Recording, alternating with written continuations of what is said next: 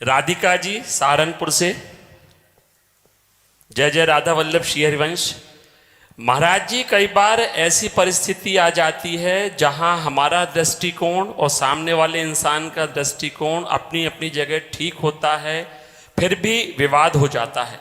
हमें अपनी दृष्टिकोण रखनी, सामने वाला हमारे प्रति क्या दृष्टिकोण करता है इसकी हमें कोई आवश्यकता नहीं। आप जो सोचते हैं, आप जो मानते हैं मानते, मैं जो मानता हूं, जो मैं सोचता हूं उस पर दृढ़ रहूंगा। अब मेरी सोच, मेरी मान्यता शास्त्र के अनुसार होनी चाहिए, बस इतनी बात ध्यान रखनी। सामने वाले की यह मान्यता मिल जाए ऐसी कोई आवश्यकता नहीं। अगर हम अपनी मान्यता में रहेंगे, हमारी सत्य मान्यता है, तो आज नहीं तो कल उसको झुकना पड़ेगा हमारी मान्यता के आगे।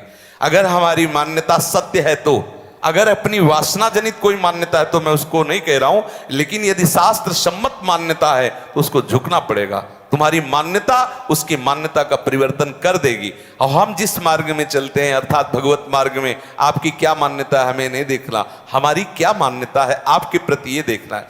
उपासक ये नहीं देखता मेरे साथ ये कैसा बर्ताव कर रहा है, उपासक देखता है कि ऐसे बर्ताव में फिर मुझे कैसा बर्ताव करना चाहिए, ये देखता है। उपासक अपने आप को सुधारता है, उपासक अपनी मान्यता को ठीक करता है, उपासक अपने व्यवहार को ठीक करता है, सामने वाले की नहीं। सामने तो ऐसी मान्यताएं आएंगी जो हिला के रख देंगी। सच्ची मानिए, हमें सिर्फ अपनी मान्यता संभालनी है। हमारी मान्यता शास्त्र और सदगुरु से सहमति द्वारा, अर्थात जो संत जन कहते हैं, जो गुरुजन कहते हैं, जो शास्त्र कहते हैं, वैसी मान्यता हो तो सामने वाला एक न एक दिन झुकना ही पड़ेगा, निश्चित झुकेगा। और अगर वो नहीं झुकेगा तो सबकी मान्यताओं को देने वाला प्रभु मिल जाएगा, निश्चित समझ लीजिए। हम कब तक इस आश्रय में रहें कि वो हमारी मान्यता से जुड़े, नहीं जुड़ पाएंगे। संसार है, हो सकता है आपका व्यवहार ठीक हो और पति का व्यवहार प्रतिकूल हो सकता है आप दोनों का व्यवहार सही हो लेकिन पुत्र का व्यवहार बिगड़ जाए, हो सकता है और परिवार किस किस की मान्यता से। हम अपनी मान्यता में मगन रहें, हम अपनी मान्यता को प्रभु से जोड़ें, अपनी मान्यता से सबको भगवत भाव से व्यवहार करें। जो जैसा कर रहा है वैसा भोगेगा। आप अपनी मान्यता को संभालिए। हम दूसरों की मान्यता नहीं संभाल सकते, पक्का नहीं संभाल सकते। कैसे कैसे बतावे, कैसे हम कह रहे कि आप ब्रह्मचर्य से रहिए। बाबा, ब्रह्मचर्य में होता क्या? प्रोटीन होता है, निकालो खाते रहो, खूब प्रोटीन खाते रहो, क्या जरूरत है उसको ब्रह्मचर्य? कह रहा जलो ब्रह्मचर्य रहो। कैसे किसी की मान्यता बदलेंगे?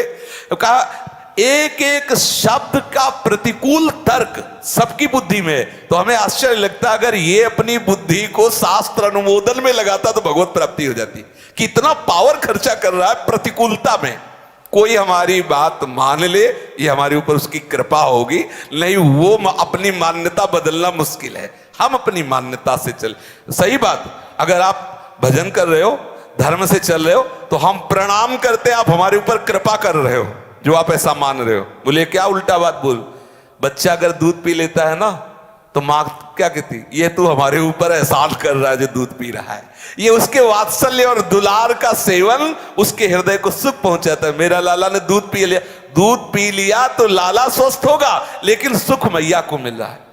ऐसे यदि आप सच्चिदानंद प्रभु के भजन में चलोगे, बुरे आचरण नहीं करोगे, थोड़ा संयम नियम से रहोगे, आपको देखें आप स्वस्थ हो, प्रसन्न हो, तो आप हमारे ऊपर एहसान कर रहे हो।